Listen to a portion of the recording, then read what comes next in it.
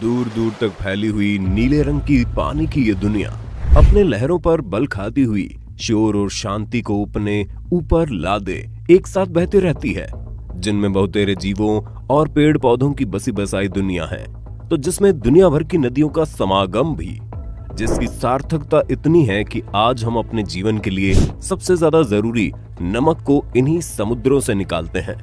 एक सुनहरी शाम और सूरज समुद्र में डूब रहा हो, आसमां पूरा लाल हो चुका हो और आप बैठ के चुपचाप समुद्र के किनारे उसकी आती जाती लहरों को बड़े गौर से देख रहे हो, और तभी लहरें रुक जाएं और सारा नीलापन अचानक से सफेद हो जाए, यानी कि पूरा समुद्र एक रफ्तार के साथ जमने लगे और देखते देखते सारा समुद्र बर्फ बन जाए, तो क्या होगा? जो भी हो वो हम आपको बताएंगे, लेकिन आप दोबारा कभी समुद्र के किनारे तो नहीं ही जाएंगे। तो घर वापस हम अपने सवाल पर आए कि अगर दुनिया के सारे महासागर जम जाए तो क्या होगा। दोस्तों, आज के इस इंटरेस्टिंग वीडियो में हम आपको यही बताने वाले हैं, तो आप बने रहिए हमारे साथ वीडियो के एंड तक। अगर मैं आपसे पूछूं दुनिया के सारे महासागर अब तक क्यों नहीं जमे, तो आप क्या कहेंगे? खैर, आप हमें कमेंट करके बताइएगा, लेकिन इसका जो बेसिक कारण है कि समुद्र का पानी अंटार्कटिका को छोड़ कहीं भी क्यों नहीं जमता, वो ये है कि समुद्र के पानी में हाई कॉन्सेंट्रेटेड साल्ट पाया जाता है, जो पानी के फ्रीजिंग पॉइंट को 0 डिग्री सेंटीग्रेड से घटाकर -2 डिग्री सेंटीग्रेड तक पहुंचा देता है। चूंकि समुद्र में साल्ट वाटर का परसेंटेज करीब 97% होता है, इसीलिए पानी का भारी सर्दी में जमना नामुमकिन हो जाता है। समुद्र के लिक्विड फॉर्म में होने का दूसरा कारण जियोथर्मल हीट भी है, जिस वजह से धरती के कोर से हीट महासागरों को मिलती रहती है, इसलिए पानी जमता नहीं है। लेकिन अब हम अपने सवाल पर वापसी करें तो किसी रोज वाटर का साल्ट कंसंट्रेशन कम हो जाए और जियोथर्मल एनर्जी न रिलीज हो तो संभव है समुद्र का पानी पूरी तरह से बर्फ बन सकता है। अब हम ये तो समझ गए कि किन परिस्थितियों में सारे समुद्र एक साथ जम सकते हैं, तो आइए अब हम आपको बताते हैं जमने के बाद की सफेद दुनिया के बारे में। जैसे कि हम सब जानते हैं, धरती पर पड़ने वाली सनलाइट का कुछ हिस्सा धरती से रिफ्लेक्ट हो जाता है। इसी कारण धरती बहुत ज्यादा गर्म नहीं होती और एक सामान्य तापमान बना रहता है। लेकिन अगर धरती पर मौजूद सारा पानी जम जाए और जमकर सफेद हो जाए, तो ऐसी कंडीशन में धरती के ऊपर आने वाली सारी सनलाइट रिफ्लेक्ट हो जाएगी। अब आप सोच रहे होंगे इससे क्या होगा, तो आपको बता दें, अगर सारी सनलाइट रिफ्लेक्ट होने लगी तो धरती से पानी वाष्पित होकर बादल नहीं बनेगा, और बादल न बनने की स्थिति में बारिश और बर्फबारी नहीं होगी, जिस कंडीशन में आपको छतरियों से तो छुटकारा मिल जाएगा, लेकिन बारिश की कमी की वजह से पूरी धरती एक ठंडी लेकिन बंजर भूमि के अलावा और कुछ नहीं रह पाएगी, जैसे कि हम साउथ पोल पर देखते हैं। और इस कंडीशन में इंसानों का जीवन इतना कठिन हो जाएगा जिसकी कल्पना करना नामुमकिन है।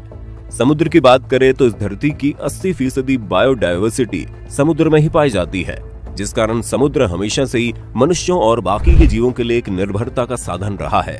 लेकिन अगर ऐसी कंडीशन आती है कि सारा समुद्र बर्फ हो जाए, तो 80% बायोडायवर्सिटी का एक बड़ा हिस्सा पूरी तरह बर्बाद हो जाएगा और इस धरती का जैविक संतुलन बिगड़ जाएगा, जो आगे बहुत सी प्राकृतिक आपदाओं जैसे भूकंप, सुनामी, चक्रवात और तूफान का कारण बनेगा। आइए अब इंसानों पर पड़ने वाले गंभीर प्रभावों के बारे में बात करें। दोस्तों, जैसे ही समुद्र जमेगा, सारे समुद्री रास्ते पूरी तरह बंद हो जाएंगे, जिससे समुद्र में तैरते हुए एक देश से दूसरे देश में जाने वाली ट्रेडिंग शिप्स अपने आप ठप पड़ जाएंगी। अब इन ठप पड़ने के नुकसान की अगर हम बात करें तो इन ट्रेडिंग शिप से ही विश्व का 80% व्यापार होता है। अब आप सोच लीजिए कि अगर विश्व व्यापार का 80% काम ठप पड़ जाए तो पूरी दुनिया कितने बड़े आर्थिक संकट में चली जाएगी, जिससे दोबारा निकल पाना लगभग नामुमकिन हो जाएगा। इसी में अगर हम ये जोड़ दें कि जो 56% लोग मछली और दूसरे तरह के समुद्री कामों में अपना खर्चा चलाते हैं, उनकी नौकरियां भी उसी बर्फ की तरह सफेद जमकर रह जाएंगी, जिसका कोई माई बाप नहीं होगा। लेकिन दोस्तों, समुद्र के जमने से जो सबसे बड़ा नुकसान मानव और धरती पर रहने वाले सभी जीवों को होगा, वो इतना भयानक है कि हम और आप सबके सब तड़प तड़प के मर जाएंगे। ऐसा इसलिए होगा कि हमारी धरती के वायुमंडल में मौजूद ऑक्सीजन का 50 से 80% हिस्सा समुद्रों से ही आता है। जी हाँ, आपने सही सुना, पेड़ बचाओ, जंगल उगाओ तो ठीक है, लेकिन अगर महासागरों को कुछ हुआ, या जैसा कि हम बात कर रहे हैं कि महासागर जम जाए, तो ऑक्सीजन का मेन सोर्स धरती से खत्म हो जाएगा और बहुत जल्द हम सब मरने लगेंगे।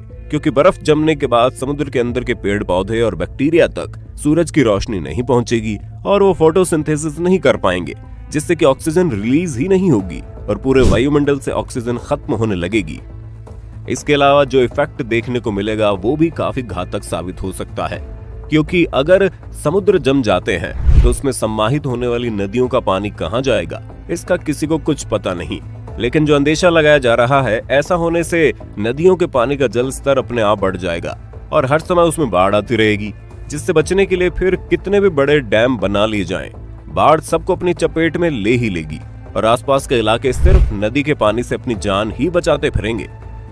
महासागरों के जमने के साथ ही वातावरण में ठंड भी अपने आप बढ़ जाएगी और जैसा कि हमने आपको पहले ही बताया था कि सनलाइट पूरी तरह रिफ्लेक्ट होने लगेगी, इसलिए धरती का तापमान धीरे धीरे कम होने लगेगा और एक वक्त ऐसा आएगा जब पूरी धरती का ही तापमान अंटार्कटिका के तापमान के बराबर हो जाएगा, जिसमें सिर्फ और सिर्फ पेंगुइन ही जिंदा रह पाएंगे। समुद्रों के जमने से हम डॉल्फिन और व्हेल का खेल नहीं देख पाएंगे।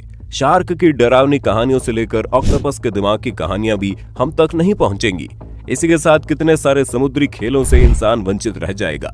हाँ, लेकिन संभव है इंसान बर्फ की दुनिया में भी अपने लिए नए मनोरंजन के खेल तलाश ले, लेकिन क्या वो उतने ही सुखद होंगे? खैर, ये सवाल तभी साकार हो पाएगा जब ऐसा कुछ होता है, लेकिन अभी तो समुद्र नहीं जम रहे हैं।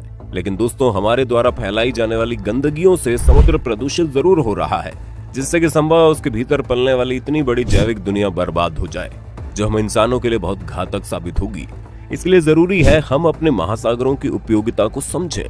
आपको क्या लगता है, अगर दुनिया के सारे समुद्र जम जाएं और क्या हो सकता है? आप हमें कमेंट में बताइए ना।